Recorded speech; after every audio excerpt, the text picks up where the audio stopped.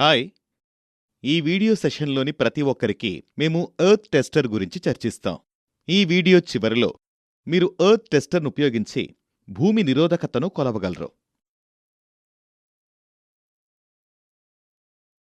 భూమి నిరోధకత అంటే ఏమిటి?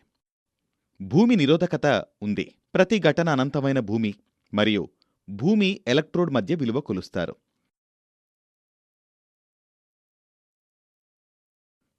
భూమి నిరోధకతను ఎందుకు కొలవాలి? ఎలక్ట్రికల్ సిస్టంలో లోపం లేదా లీకేజ్ కరెంట్ సంభవించినప్పుడల్లా అది మానవులు మరియు ఇతర పరికరాల రక్షణ కోసం భూమికి తీయబడుతుంది. ఫాల్ట్ కరెంట్ సులభంగా భూమికి ప్రవహించేలా చేయడానికి భూమి యొక్క నిరోధకత కనిష్టంగా నిర్వహించబడాలి మరియు భూమి నిరోధకత తక్కువగా ఉండేలా తరచుగా తనిఖీ చేయాలి.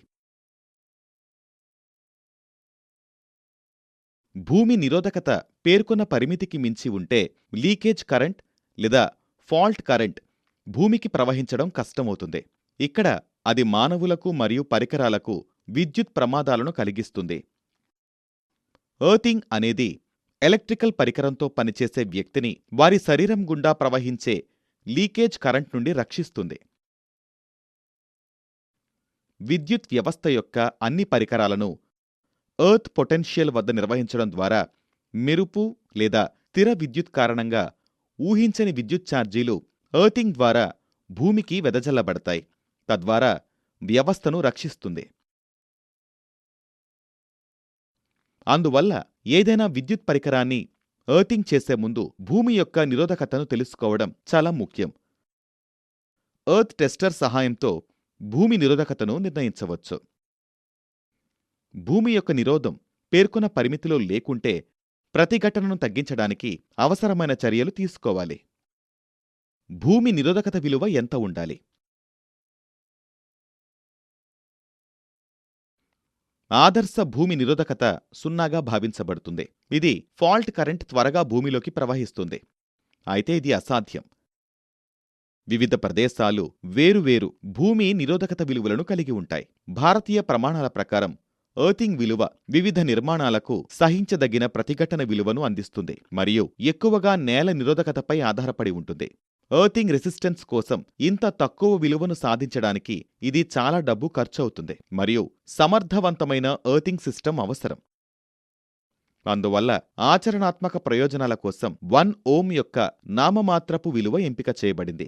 భూమి నిరోధకత 0 మరియు 5 ఓంల మధ్య నిర్వహించబడాలి మరియు 10 ఓంల వరకు ఆమోదయోగ్యమైంది. 10 ఓంల కంటే ఎక్కువ ఉండడం మంచిది కాదు మరియు దాన్ని సాధారణ విలువలకు తగ్గించడానికి తక్షణ చర్యలు తీసుకోవాలి. భూమి నిరోధకతను ఎలా కొలుస్తారు?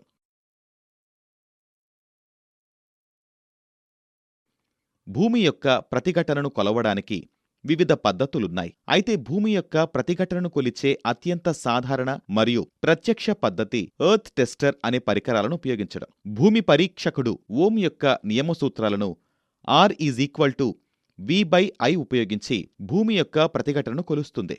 ఎర్త్ టెస్టర్ అనేది డైరెక్ట్ రీడింగ్ ఓం మీటర్ మరియు 500 వాట్స్ టెస్టింగ్ వోల్టేజ్ని సరఫరా చేసే చిన్న చేతితో నడిచే జనరేటర్ కలయిక. ఇది ఎలక్ట్రోడ్లతో భూమికి కనెక్ట్ అయ్యే సదుపాయాన్ని కలిగి ఉంది. ఎర్త్ టెస్టర్లోని డీసీ జనరేటర్ను హ్యాండిల్ సహాయంతో నడిపినప్పుడు అది ఎలక్ట్రోమోటివ్ను ఉత్పత్తి చేస్తుంది. శక్తి లేదా వోల్టేజ్ ఎర్త్ రాడ్ ద్వారా కరెంట్ భూమికి ప్రవహించేలా చేస్తుంది. వోల్టేజ్ మొత్తం ఓం యొక్క చట్టాల ప్రకారం ప్రస్తుత విలువతో విభజించబడింది. R=V/I. లెక్కించిన ప్రతిఘటన విలువ ఎర్త్ టెస్టర్లో ప్రదర్శించబడుతుంది. ఈ రోజుల్లో చేత్తో పనిచేసే డీసీ జనరేటర్కు బదులుగా బ్యాటరీని ఉపయోగిస్తున్నారు. కేవలం ఒక బటన్ నొక్కడం ద్వారా మీరు భూమి యొక్క నిరోధకతను కొలవవచ్చు.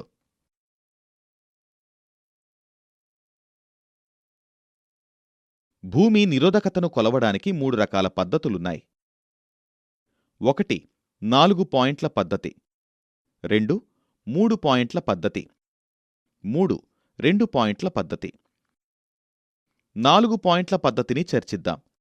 ఈ పద్ధతికి 4 టెర్మినల్స్తో కూడిన ఎర్త్ టెస్టర్ను ఉపయోగించడం అవసరం. P1, P2, C1 మరియు C2. P1, P2 పీడనం లేదా వోల్టేజ్ కాయిల్ను సూచిస్తుంది మరియు C1, C2 వోల్టేజ్ మరియు కరెంట్ని కొలిచే ప్రస్తుత కాయిల్ను సూచిస్తుంది. ఎర్త్ టెస్టర్తో పాటు 3 ఇనప రాడ్ కూడా అవసరం. రాడ్ యొక్క పొడవు 12 మిల్లీమీటర్ల వ్యాసంతో 2 అడుగులు, 10 మీటర్ల పీవీసీ ఇన్సులేటెడ్ రాగి తీగలు, సుత్తి మరియు కొలిచే టేప్ ఉండవచ్చు. 1. నిరోధకతను కొలవవలసిన విద్యుత్ వ్యవస్థ నుండి ఎర్తింగ్ ఎలక్ట్రోడ్ను వేరుచేయండి. 2. ప్రతి ఎలక్ట్రోడ్లను 6 నుండి 12 అంగుళాలు మట్టిలోకి ఒకే లోతులో మరియు ఒకదానికొకటి సమాన దూరంలో నడపండి. 3. భూమి ఎలక్ట్రోడ్ల మధ్య దూరం భూమిలోన ఎలక్ట్రోడ్ల లోతు కంటే కనీసం 20 రెట్లు ఎక్కువగా ఉండాలి. ఉదాహరణకు, ప్రతి ఎర్త్ ఎలక్ట్రోడ్ యొక్క లోతు 1 అడుగైతే ఎలక్ట్రోడ్ల మధ్య దూరం 20 అడుగుల కంటే ఎక్కువగా ఉంటుంది. ఎర్త్ రెసిస్టెన్స్ టెస్టర్ యొక్క ప్రస్తుత టెర్మినల్లను C1 మరియు C2గా మరియు సంభావ్య కేంద్రాలను P1 మరియు P2గా గుర్తించండి. 4 వైర్లు ఒక్కొక్కటి 5 మీటర్ల పొడవుండాలి. 1 అంగుళం వైర్ల చివర్లలో ఉన్న ఇన్సులేషన్ను తీసివేసి earth టెస్టర్లలోని 4 terminals C1, C2, P1, P2 మరియు sequence C1, P1, P2, C2లోని 4 earth రాడ్ల మధ్య మొత్తం 4 వైర్లను కనెక్ట్ చేయండి. సాధారణంగా టెర్మినల్ C1 ఎర్తింగ్ ఎలక్ట్రోడ్కు అనుసంధానించబడి ఉంటుంది. దీని నిరోధకతను కొలవాలి. ప్రతిఘటనను పరీక్షించడానికి ఎర్త్ రెసిస్టెన్స్ టెస్టర్పై స్టార్ట్ నొక్కండి. ప్రతిఘటన యొక్క కనీసం 6 విలువలను రికార్డ్ చేయండి మరియు సగటు కొలవబడిన ప్రతిఘటన యొక్క ఖచ్చితమైన విలువగా తీసుకోండి. భూమి నిరోధకత యొక్క 3 పాయింట్ల పద్ధతిని చర్చిద్దాం. 3 పాయింట్ల పద్ధతిని పతనం సంభావ్య పద్ధతని కూడా అంటారు. 3 పాయింట్ పద్ధతి లేదా పతనం సంభావ్య పద్ధతి భూమి నిరోధకతను కొలవడానికి అత్యంత సాధారణ మార్గం. అయితే పెద్ద ఎలక్ట్రోడ్ వ్యవస్థలను కొలిచేందుకు ఉపయోగించినప్పుడు దీనికి ప్రత్యేక విధానాలు అవసరం. ఈ పద్ధతిని ఉపయోగించి భూమి నిరోధకతను కొలవడానికి 4 టెర్మినల్స్ C1, C2, P1 మరియు P2, 3 ఇన్సులేటెడ్ కాపర్ పీవీసీ వైర్లు, 1 సుత్తి, 3 ఎలక్ట్రోడ్లు మరియు కొలిచే టేప్తో కూడిన ఎర్త్ టెస్టర్ అవసరం. నిరోధకతను కొలవవలసిన విద్యుత్ వ్యవస్థ నుండి ఎర్తింగ్ ఎలక్ట్రోడ్ను వేర్చేయండి. ఎర్త్ టెస్టర్పై జంపర్ వైర్తో టెర్మినల్స్ P1 మరియు C1 మధ్య చిన్నగా చేయండి. ప్రస్తుత టెర్మినల్ C1కి కొలవవలసిన ఎర్తింగ్ ఎలక్ట్రోడ్లను కనెక్ట్ చేయండి. ఇన్సులేటెడ్ వైర్లను ఉపయోగించి P2 మరియు C2 టెర్మినల్స్తో ఇతర 2 రాడ్లను కనెక్ట్ చేయండి. ఇప్పుడు C2 రిఫరెన్స్ రాడ్ సాధ్యమైనంత వరకు పరీక్షలో ఉన్న ఎలక్ట్రోడ్ C1 నుండి నేరుగా భూమిలోకి నడపబడుతుంది. పొటెన్షియల్ రిఫరెన్స్ P2 అప్పుడు నిర్ణీత బిందువుల వద్ద భూమిలోకి నడపబడుతుంది. సుమారుగా C1 మరియు C2 మధ్య సరళరేఖపై ఉంటుంది. పాయింట్లు C1 మరియు C2 మధ్య దూరాన్ని గుర్తించడానికి ఒక కొలిచే టేప్ ఉపయోగించండి.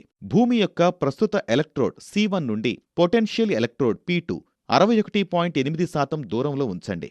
టెర్మినల్ C1 మరియు C2 మధ్య దూరం 10 అడుగులైతే C1 మరియు P2 టెర్మినల్స్ మధ్య దూరాన్ని 6 అడుగులు మరియు 1 అంగుళంగా నిర్ణయించండి.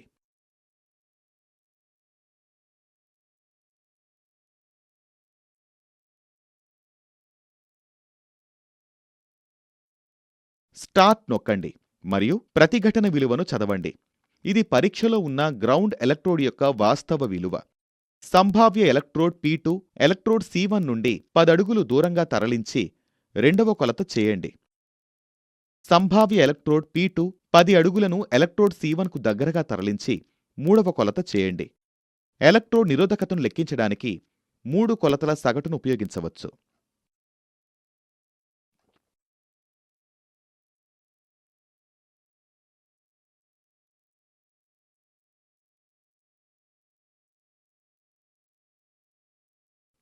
రెండు పాయింట్ల పద్ధతిని చర్చిద్దాం.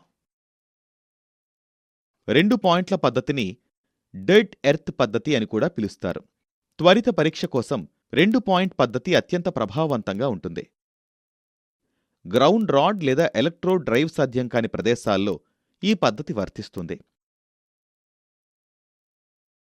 ఈ పద్ధతి కోసం అదే 4 terminal C1, C2, P1, P2 earth tester తీసుకోబడింది.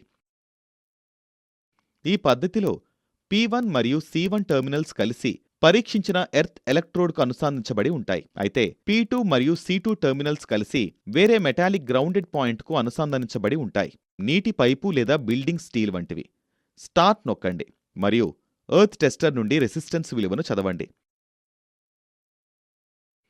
ఖచ్చితమైన రీడింగ్ పొందడానికి ఎర్త్ ఎలక్ట్రోడ్ దాని ప్రభావ క్షేత్రానికి వెలుపల ఉండేలా సెకండరీ గ్రౌండింగ్ పాయింట్ నుండి తగినంత దూరంలో ఉంచాలి.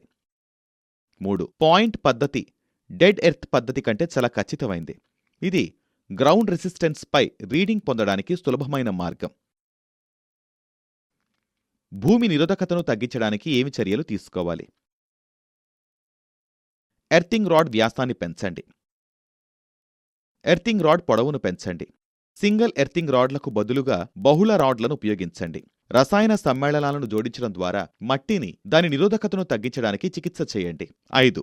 ముఖ్యంగా వేసవి కాలంలో ఎర్తింగ్ పాయింట్ వద్ద నీటిని పోయడం ద్వారా ఉప్పు మరియు బొగ్గును 1:5 నిష్పత్తిలో పోయడం ద్వారా గింజలు మరియు బోల్ట్లను టంకం చేయడం లేదా వెల్డింగ్ చేయడం. ఈ వీడియో చూసిన తర్వాత మీరు ఎర్త్ టెస్టర్ను ఉపయోగించి భూమి నిరోధకతను కొలవగలరని నేను ఆశిస్తున్నాను. చూసినందుకు కృతజ్ఞతలు.